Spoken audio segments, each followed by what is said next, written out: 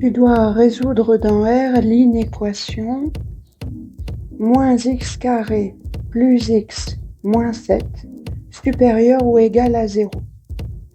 Tu vois que dans le polynôme, il n'y a pas de facteur commun. Tu constates aussi qu'il ne s'agit pas d'une identité remarquable. Donc, tu vas calculer le discriminant delta qui est égal à b carré moins 4ac. Donc, delta est égal à b carré, c'est-à-dire 1 au carré, moins 4 fois a, c'est-à-dire 4 fois moins 1, fois c, donc fois moins 7. Delta est donc égal à 1 au carré, c'est-à-dire 1. Et tu as moins fois moins qui fait plus fois moins, ça fait moins.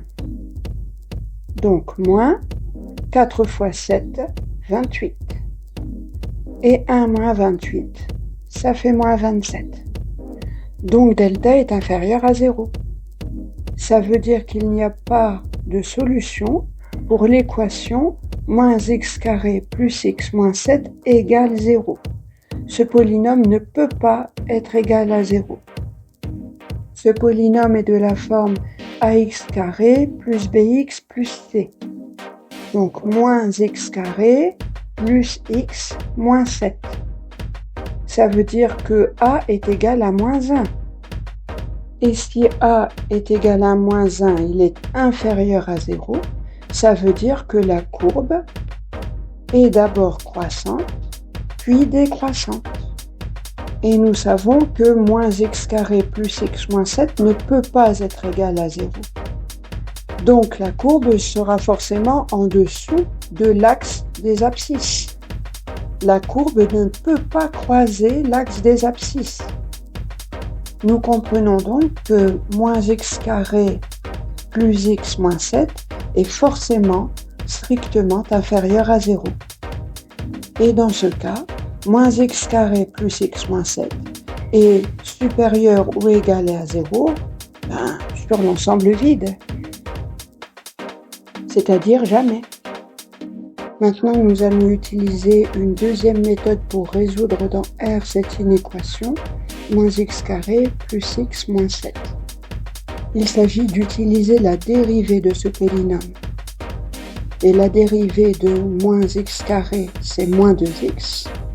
La dérivée de x, c'est 1. Et tu sais que la dérivée d'un nombre réel est égale à 0. Donc nous avons pour dérivée moins 2x plus 1. Donc un polynôme du premier degré du type ax plus b, sachant que a est égal à moins 2. Ça veut dire que la droite représentative de moins 2x plus 1 sera décroissante. C'est encore une preuve que moins x carré plus x moins 7 sera toujours inférieur à 0. Tu peux même donner des précisions dans ce domaine, puisque tu sais que le maximum du polynôme moins x carré plus x moins 7 existera quand la dérivée de ce polynôme sera égale à 0.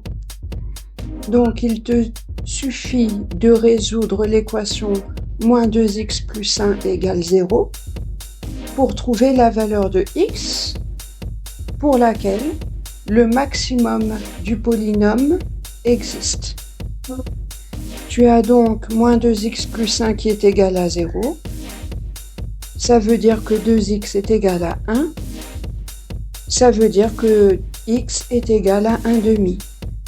Donc répétons-le, quand x est égal à 1 demi, moins x carré plus x moins 7 est à son maximum.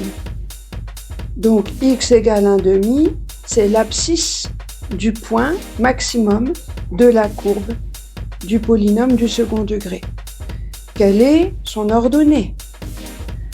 Pour le savoir, il te suffit de remplacer x par 1 demi dans le polynôme du second degré, ce qui te donne moins 1 demi au carré plus 1 demi moins 7.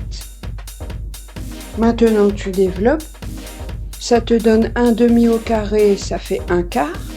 Et comme tu vois que le dénominateur est 4, tu vas tout mettre au même dénominateur 4. Donc ça te donne moins 1 quart plus 1 demi qui devient 2 quarts, moins 7 qui devient moins 28 quarts. Il suffit ensuite de calculer, moins 1 plus 2 ça fait 1, 1 moins 28 ça fait moins 27. Donc y est égal à moins 27 quarts. Cela nous permet de comprendre que le maximum de la courbe existe quand moins x carré plus x moins 7 est égal à moins 27 quarts.